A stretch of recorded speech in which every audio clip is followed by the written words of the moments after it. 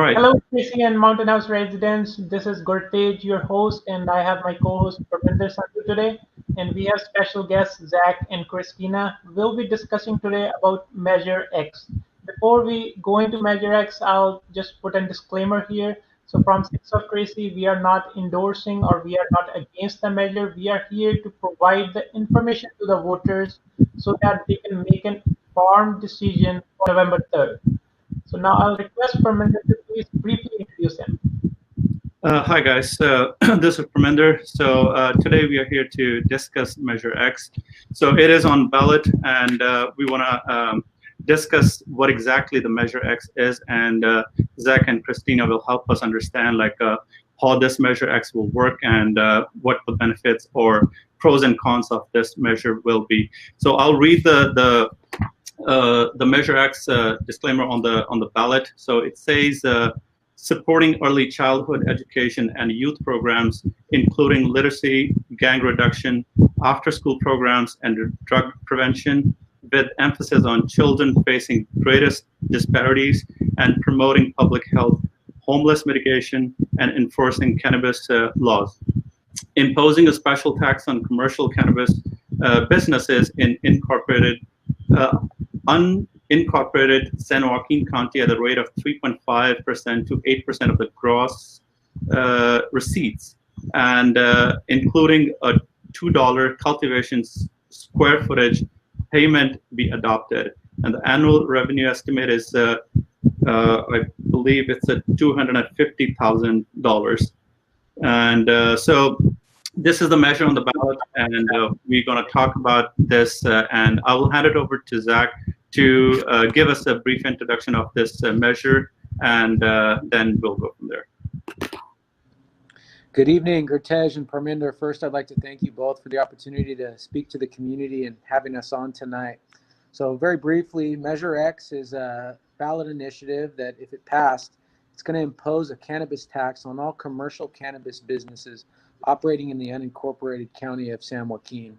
Currently, the Board of Supervisors has approved cannabis businesses. However, the way that the financial obligation for those cannabis businesses is administered is through development agreements, which means every commercial cannabis business that may be approved by the Board of Supervisors also has to negotiate its own terms for its financial obligations to the county. What Measure X would do, it would streamline the process for commercial cannabis businesses to be able to be approved without having to negotiate a contract with the county one by one. It would create consistency across the board for the businesses that are approved in the county so that they'll all be subject to the same tax rates depending on the type of commercial cannabis business that they're operating. And in essence, it allows the county to take advantage of an activity that is already ongoing within its borders. The examples that I use are the city of Stockton, which is within the county's jurisdiction. It's had commercial cannabis regulations and has been approving commercial cannabis businesses since 2016. The state of California allows delivery direct to customers anywhere in the state of California from a licensed commercial cannabis retailer. And rest assured that there are cannabis consumers in San Joaquin County that are looking to businesses outside of our jurisdiction and even within our jurisdiction, within the city of Stockton, to get their products. And the tax revenues associated with those transactions are all lost. Where those could be captured by county businesses, all of that tax revenue is going out of the jurisdiction, and Measure X would impose a tax on commercial cannabis businesses so that we could take advantage of this multi-billion-dollar industry, utilize that for enforcement of cannabis regulations, and most importantly, utilize those revenues to help those most in need. And Christina can expound upon that as far as the community benefit aspects of Measure X. But in sum, that's what Measure X will do. Yeah. Thanks, Zach. Yeah. What happens with the revenue that's created is 50% of the money is put into a children's trust fund for children and youth preventative programming. And 50% of the money is for the county to spend on homelessness services, on public health, and on cannabis code enforcement. And so this is not an extra tax on cannabis, but what it is an opportunity to ensure that this new revenue in the county is dedicated to some really important challenges in our county. Right now, we would all agree the children, even as you consider the impacts of COVID, are facing some really big hurdles. And this is absolutely a time we need to be investing more in our children and youth.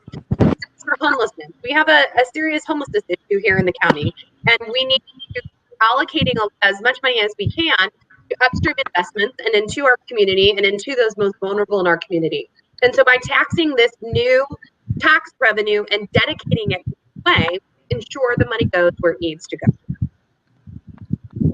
Thanks, yeah, and Christina. So just to be clear for our audience, so this is an additional tax that will be imposed on the cannabis businesses, right?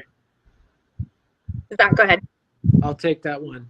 So the impact fees that are being negotiated currently under the development agreements essentially would be replaced by the cannabis tax. So the revenue would not be in addition to the impact fees that the county would collect under development agreements. It would be in lieu of.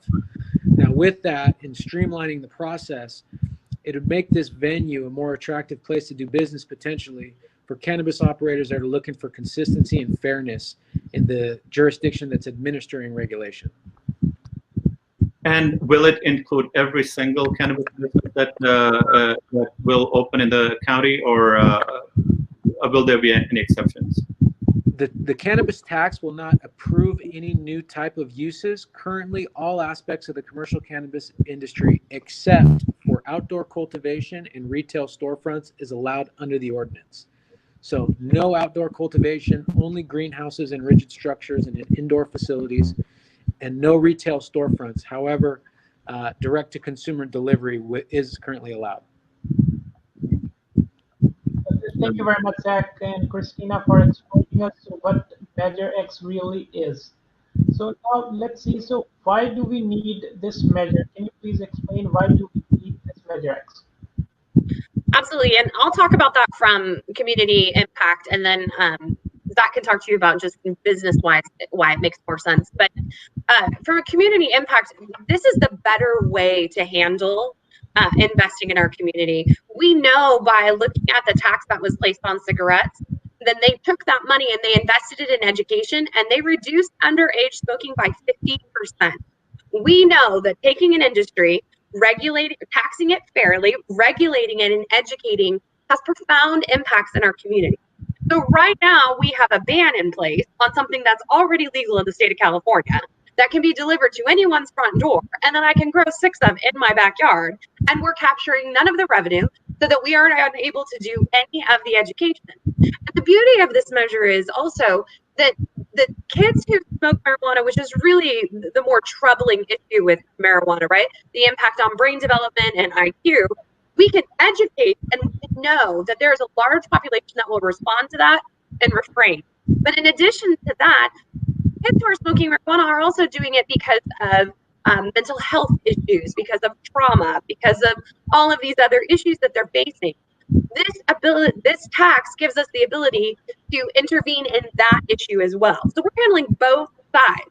We're able to provide education as to why it's not safe for a young person to be smoking marijuana and see a reduction in underage usage, and we're able to address the underlying causes of why they were smoking in the first place.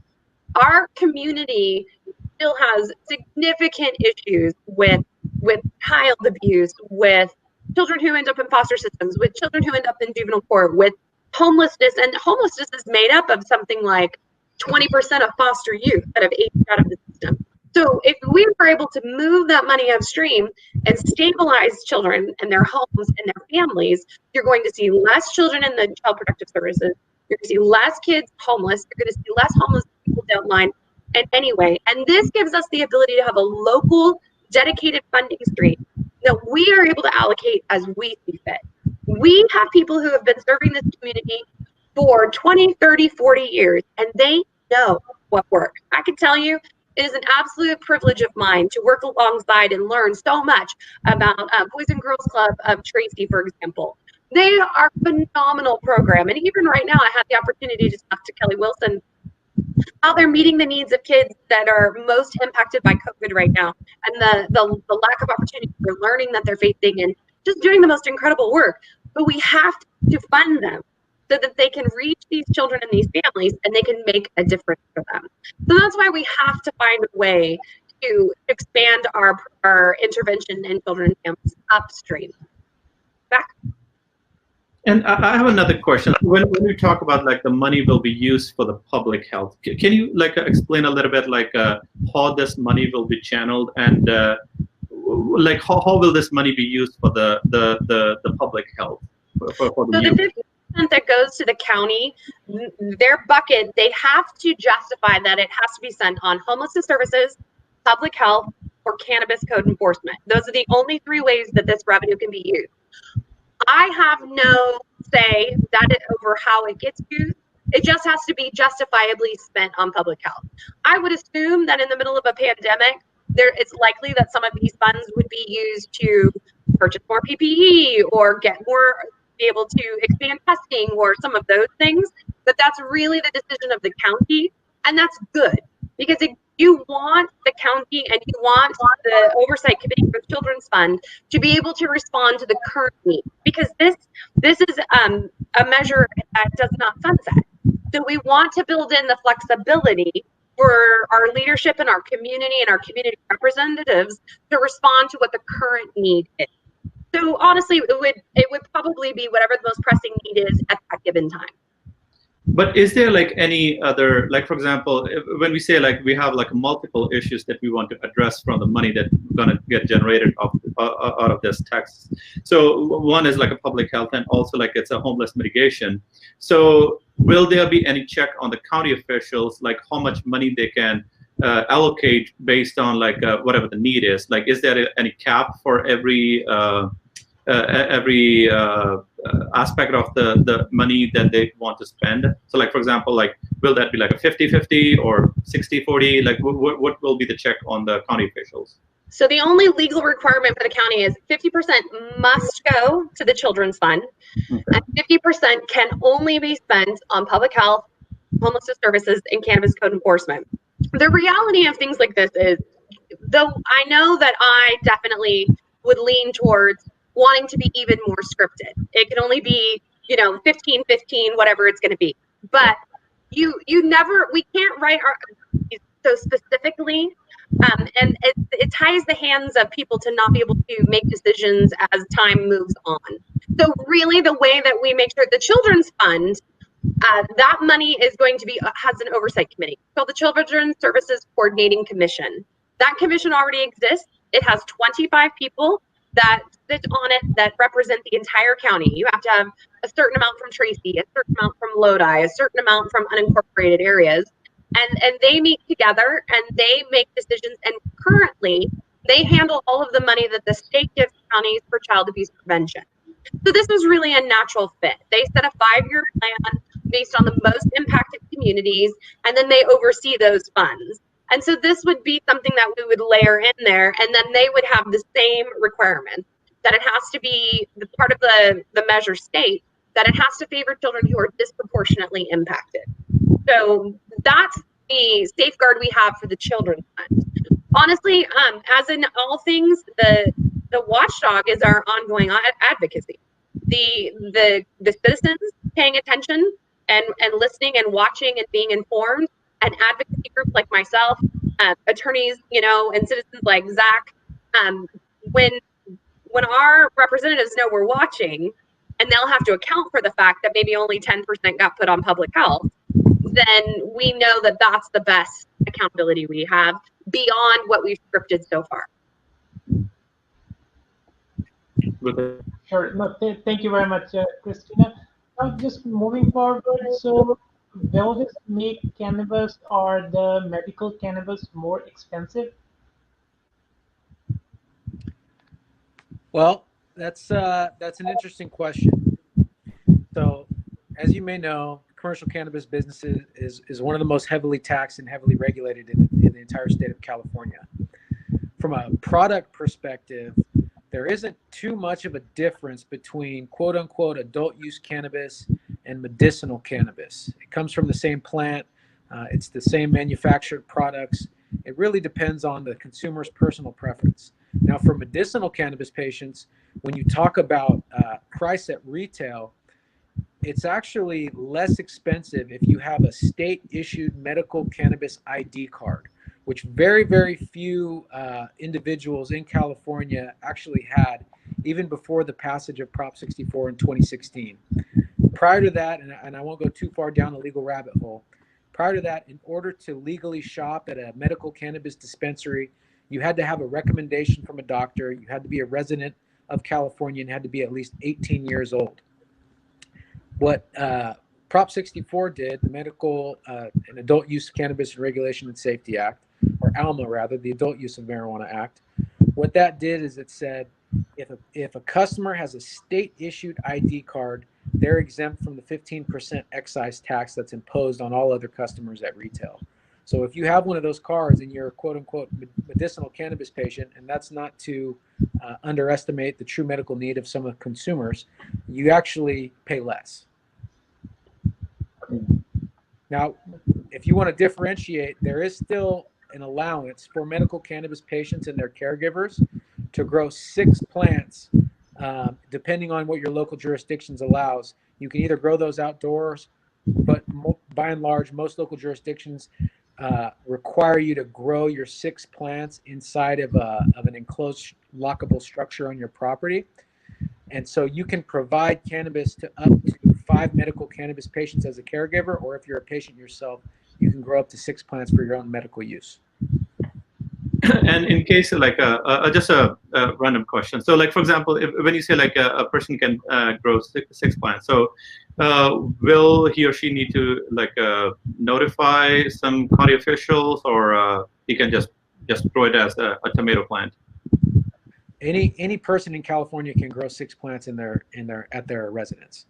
6 okay. plants per residence, not resident with a T. That's important. I get asked that question a lot. If I've got 5 people living here, does that mean I can grow 30 plants? No, it doesn't. Okay. And but like, do I have to like notify somebody that I have, or it doesn't matter? There's a few local ordinances that impose like parameters around personal cultivation, as it's known. But as far as the state is concerned, no, there's no notification requirement. Again, how you grow your plants, you should really take a close look at your local jurisdiction, how they regulate personal cultivation, because many jurisdictions do not allow outdoor cultivation, even for personal cultivation. Now, you're going to see, especially around this time of the year, there are still a lot of illegal grows going on, and a lot of times those are not caught by law enforcement, unfortunately. But it is legal for every single resident of California, if you're at least 21 years old, to grow your own 6 plants. Okay. Now I think let's go back to the Measure X. So like we talked about the county officials, like who will be responsible for allocating the money out of this. So in case as a resident of San Joaquin County, so as a voter, so if I want to check like how these officials are using these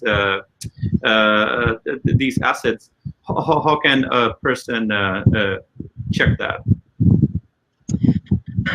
That's actually something that's really challenging, because county budgets are huge and they're really confusing, and that's really where an organization like the San Joaquin Children's Alliance comes in. My job is to be a watchdog. Sometimes I joke that the San Joaquin Children's Alliance is the union for children. It's our job to watch and see that the things that they set as a priority and said they would do, that they do. So really what we do is we have built a coalition of nonprofits and leaders across the entire county.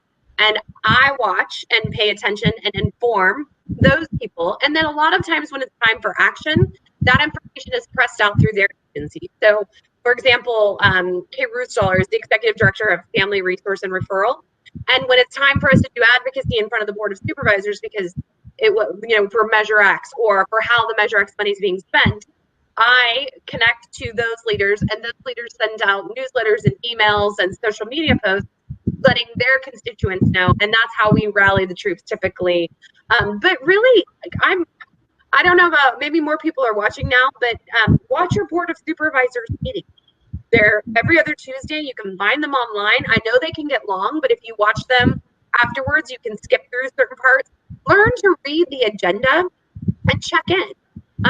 Follow the agencies that you're passionate about, and see what they're talking about. Because honestly, if government is not representing us well, it's because we're not watching. And so if you just watch, if you watch your city council meetings, if you watch your board of supervisors meetings, it takes time, but you will learn the lingo and the departments and how things work. And public comment is a huge tool to us, to bring your friends and your neighbors there and submit a card and step up and speak your mind on behalf of your community. You have power. It's just that by and large, we've abdicated that power, and now we don't know how to engage it. And really, just start watching the meetings. They're always online. And another quick question about the public health, which is for especially for the children. Like mental health has been like a big challenge in this world right now. So especially in the school-going kids. So will this money, like which is also like for the public health, will there some funds be allocated towards like a mental health or towards the schools? Because a lot of this education needs to start at the school level. So will some of the funding will also go to the schools as well? So the funding, again, the win is we've secured the funding and we've secured the oversight committee and we've secured that it has to be for children and youth and it has to be for children who experience the most disparities. Beyond that, it's not heavily scripted, and there's a reason for that. If you were to say it had to pay for preschool, what if in 5 years the state decides to pay for preschool for every child in the state of California? Now we have to take it back to the voters, and it's a huge undertaking to put something on the ballot and get in front of enough voters to get it passed. So you have to write it with enough accountability that there's some certainty that what you want to get done will get done. And yet it has to be written with enough flexibility to allow for it to evolve to what the current needs are. If I was to guess, I would highly suspect that something like mental health is going to rise very quickly to the top. And the people who will be awarded the grants, again, I will have zero control over that. This is this body of 25. It'll most likely be what it is for almost all grants. There's a process. There's an RFP process. You know, we want to do school-based mental health practices and services and programs, and all bodies would be invited across the county as long as you meet general requirements to apply for the grants and then deliver the services. So as far as I would understand it from right now, mental health, I think mental health is really everyone's top 3 concerns, period, across the board. I can't imagine it wouldn't float immediately to the top. And then beyond that, every entity that meets the requirements would likely be able to apply depending on what they're funding in that particular time period. Thank you very much, Christina. So as this Measure X, it is very much tied to cannabis. So there's a question in the voters. So does Measure X legalize cannabis? It does not, but I'm going to let Zach take that. That's really Zach. Sure, I appreciate that. And I think it's the most important thing for your viewers to keep in mind is cannabis is already legal across California. I think something like 70 some odd % of the population has tried cannabis in their lifetimes. Could be more than that. I think around 40 to 50% of adults have used cannabis in the last 10 years. It is worth $20 billion in the aggregate in the state of California. The commercial cannabis market in the last few years, it's right around $5 to $6 billion. The state has kind of undershot its revenue projections in 2019, but those numbers are trending upward as more and more local jurisdictions allow commercial cannabis in their communities. Cannabis is here. Cannabis has been here for many years. What's new, what's novel about Measure X and other commercial cannabis regulations locally is that commercial cannabis businesses are now being treated as commercial ventures. So where, the former model in California that was in place since 1996 for, medicinal cannabis and cannabis collectives, those entities had to operate as nonprofits. And with that, there was no tax revenues being paid to any local jurisdiction or to the state whatsoever. So as the cannabis industry grew across California, serving not only consumers here, but when you're talking about, demand for California cannabis in other states, that's where we got to this $20 billion worth a year number in California. That's how much cannabis is produced here in California, and those numbers come from the CDFA. Cannabis is more valuable than the next 5 agricultural commodities combined. And so, it would be naive to say that, Measure X or any other local measure has legalized cannabis. California did that for us. They did it. The state legislature did that in early 2016. And then the voters in the state of California did that in 2018 when Prop 64 was passed, or rather 2016 when Prop 64 was passed. And so since that time, local jurisdictions with the dual approval requirement that California have the option to either regulate as stringently as a ban on commercial cannabis activities or as leniently as the state has dictated in their cannabis regulations. So cannabis is legal in California. Again, with statewide delivery, any cannabis business located in California can deliver direct to any consumer at a private residence or private place of business. So if you are a commercial cannabis business in the city of Modesto, like I have clients in the city of Modesto, you can legally deliver cannabis into the unincorporated county area to a customer there, and that tax revenue goes to Stanislaus County and not San Joaquin County. So by Measure X imposing a tax on these businesses here, it allows San Joaquin County to capture that revenue. Thank you very much, Zach, for clarifying it. Yeah, so it is legal. Cannabis is legal. What Measure X is, it is safe to say that it is dealing how that revenue will be spent. Yes. So now just moving on. So what, as you mentioned, that it is legal and lots of businesses are involved. So what types of cannabis businesses will be allowed? So there's various aspects of commercial cannabis industry. We have cultivation, okay? At large in California, you can cultivate outdoors, you can cultivate in greenhouses, and you can cultivate within greenhouse facilities or indoors.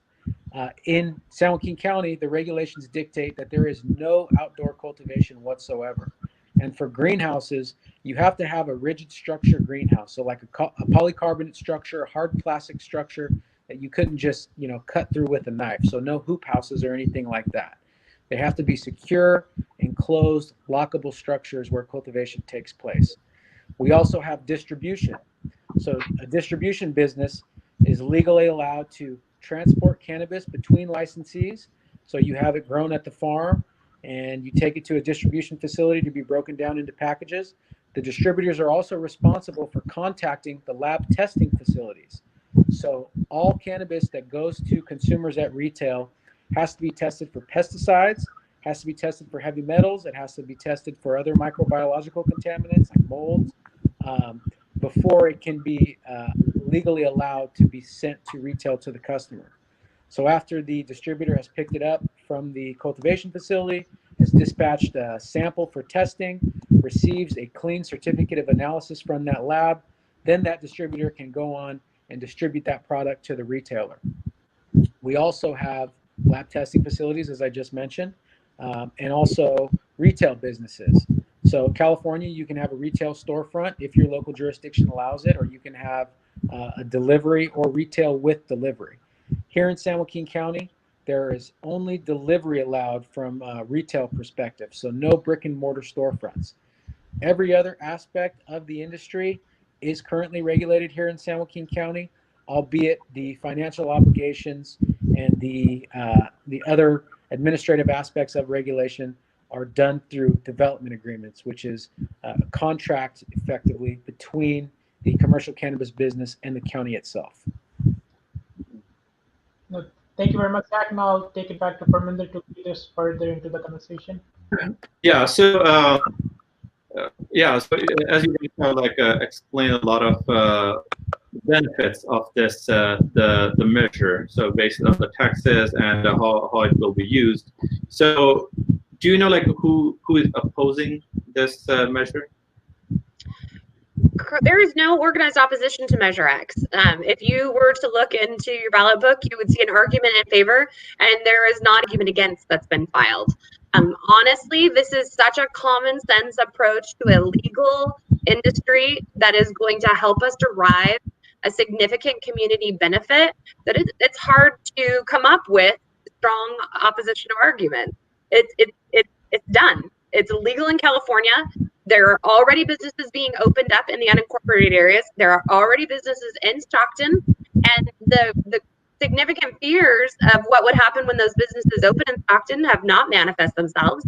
And so as a children's advocate, I can sit back and say, we can regulate and control this in a way that I feel comfortable.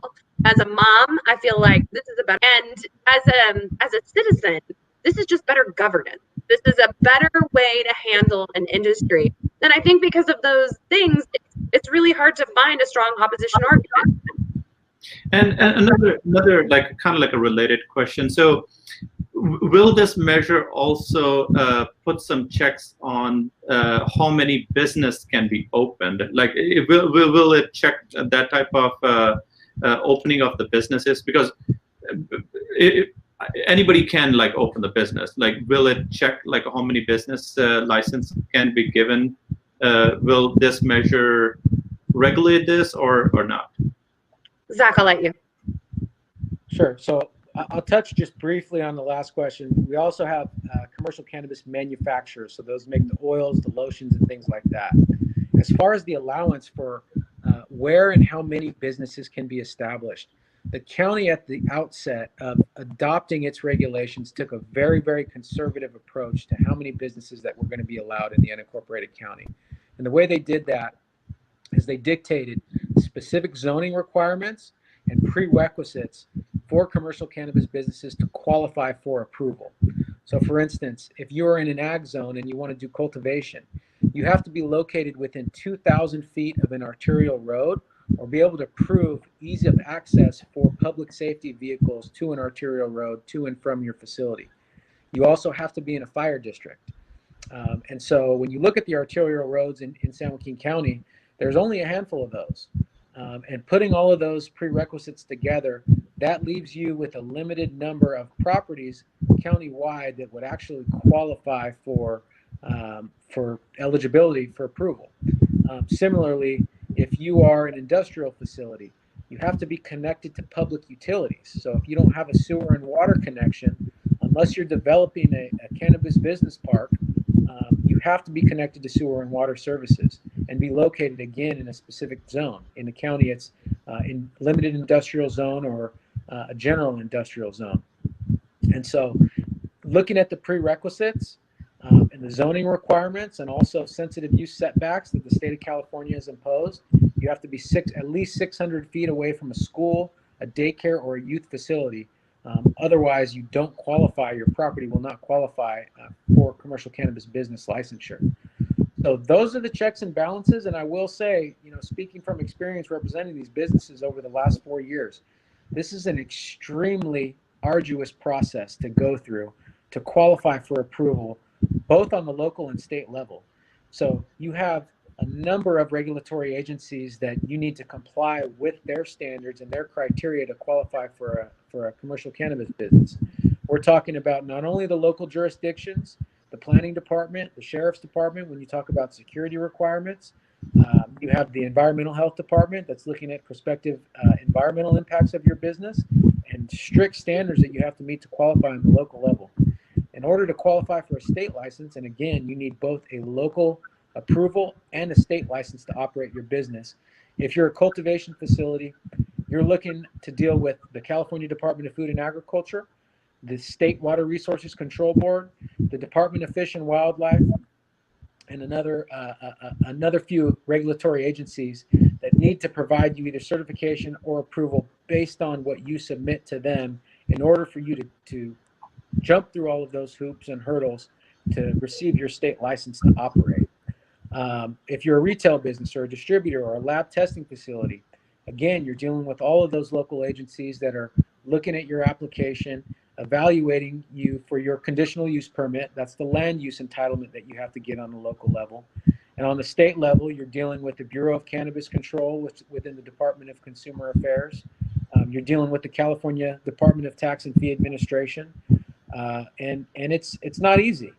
When clients come to me and they're looking at investing their money in a commercial cannabis business, unless they're a legacy operator and they're trying to transition into the commercial side, I always tell them, look, you plan for at least 8 to 12 months, if not longer, a substantial financial investment. You have to be able to lease a property. There's very few property owners that have a conservative portfolio that are willing to lease their properties to these businesses. So more often than not, you're looking at actually coming in and buying a commercial or industrial or an agricultural property just to be able to apply for one of these licenses. No, but like once like this, the business, like the people gonna see the revenue coming out of this business for sure. Like people will be more inclined to open these businesses. But like my question was more on the retail side. Like for example, you mentioned like the business can only be open like 600 feet away from the school. Like for example, is there any limit on how many business can be open? Like for example, as we have like coffee shops around the corners, right? Can that be a situation that okay, we will have like a cannabis business on every other corner? So will that be any check on that, like how many cannabis businesses or competing cannabis businesses can be open in a city or a town?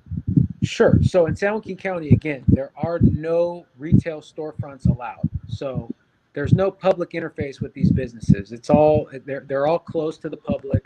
There's all security standards that are associated with those. So there's not going to be, I guess, the same sort of security threat or perception thereof that you have when you have a retail storefront operating in different jurisdictions. So as far as the retail is allowed, where you actually have public access to those facilities, there is 0 of those businesses that are going to be allowed in San Joaquin County. Now, again, there's no numerical limitation on the number of businesses that the county may approve. What limits the scope of the industry here are those zoning criteria, those prerequisites for the properties, and those sensitive use setbacks. When you look at those things, if you apply those to a county map, that significantly reduces the number of eligible properties that would qualify. That is the limitation. In other jurisdictions, there are numerical caps on the number of retail businesses, the number of cultivation businesses, manufacturing businesses that local jurisdiction would allow. It varies depending on the local jurisdiction. But in San Joaquin County, retail, 0 is the number.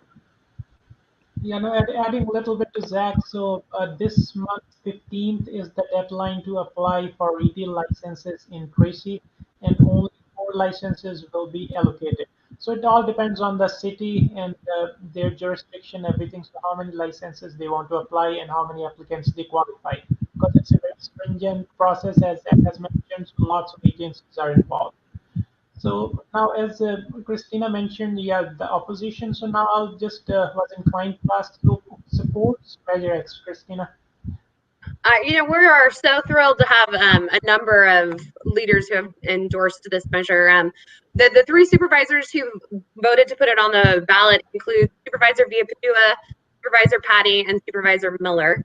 Beyond that, the Stockton Mayor, Michael Tubbs, endorses it, and Tracy, both Veronica Vargas and Dan Ariola endorse it. Susan Eggman, Josh Harder, both endorse this measure. We have a lot of nonprofits. So like I mentioned before, Kay Rustaller, Executive Director of Family Resource and Referral, she endorses it.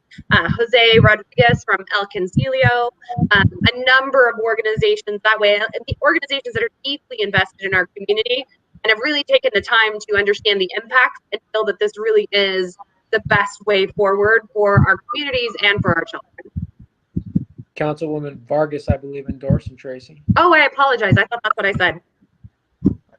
No, thank you. So yeah, so we have good endorsements, and they think the value in Measure X. So, but what will happen in case this Measure X doesn't pass? This is the most important thing that people need to understand is if Measure X doesn't pass, cannabis businesses will still open in the county. And we will not have the benefit of any of the tax revenue. It's done. Cannabis is here. It is important that we capture this new revenue and put it where it is most important for our community. So if Measure X doesn't pass, and it's going to pass, I can feel it. But if it didn't, we'd still have cannabis. And the first time, so this is actually the second time we've tried to pass this measure. We put a measure like this on the ballot in 2018, and it only missed by 3%.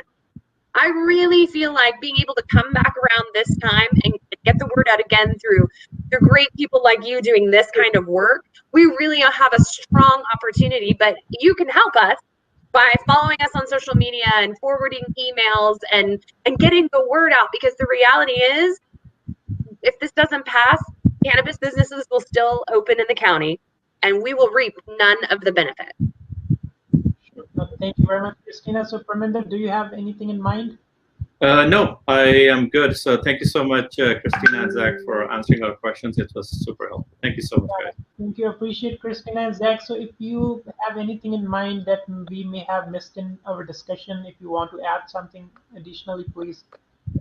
We will. Thank you so much for having us on. We really appreciate the time to talk to you, and just the obvious investment you've made in your community by producing something like this. This is an incredible resource, and so I just really applaud your efforts.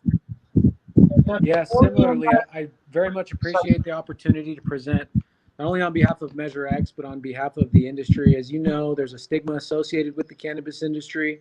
We'd have to chart our own course over the last 4 years, put our best foot forward in the communities that we want to operate in. And in doing so, we have engaged in philanthropic activities, and we are extremely appreciative to work with Christina, other children's advocates in the Children's Alliance, in working with the community to advance Measure X, because the economic potential for this industry is extremely compelling. And as we can play a part in the improvement of our communities through revenue produced by our businesses, we think that it's the best of both worlds. We have the opportunity to do business in our own communities, support our own families, and support others in need. And so, to Christina's point, cannabis is here. There are many illegal businesses operating in and around the county. There are a large number of legal businesses operating on the borders of our county. We're talking about City of Sacramento, Stanislaus County, Rio Vista, Contra Costa County. You go further south, City of Modesto, City of Merced, Atwater.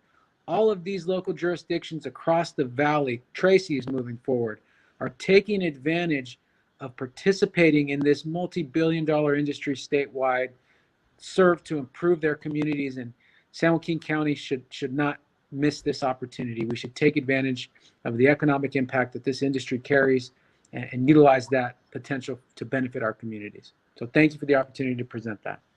Thank you, Zach. So before we end, so as you are coming from a different domain, as Christina has her own expertise, so I'm pretty sure voters will have the follow-up questions. So I would request, Zach, you first please briefly introduce which background or which domain expertise you are bringing, and if the voters will have follow-up questions, how they can reach out to you to clarify the questions.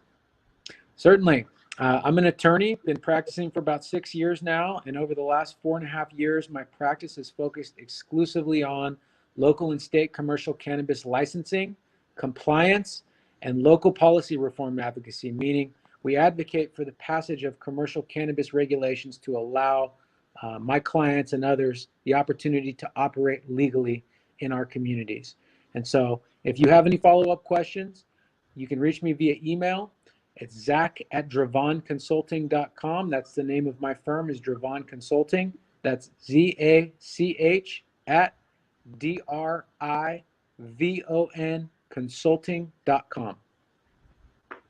Thank you, Zach. And now I'll request Christina to please share her expertise and for the follow-up questions, how the voters can reach out to you for clarification. Absolutely. So I'm the director of the San Joaquin Children's Alliance, and it's a county-wide organizational effort to advocate in front of the Board of Supervisors for the needs of children and youth. And so I work predominantly with leaders, educators, and nonprofit directors to move that work forward. Right now, I'm working pretty heavily on the campaign, so the best way to get a hold of me would be to email yes@x or sanjoaquin.com. Thank you very much, Christina. And then, Christina, is there any website where the voters can directly go and find the relevant information? It's just like the email, x4sanjoaquin.com. Okay. Thank you very much, Christina. Thank you, Zach and Parminder, for being here and for informing the voters. And I'll again request the voters, please follow up with your thoughts, with your questions, and make an informed decision for November 3rd. Thank you all. Thank you.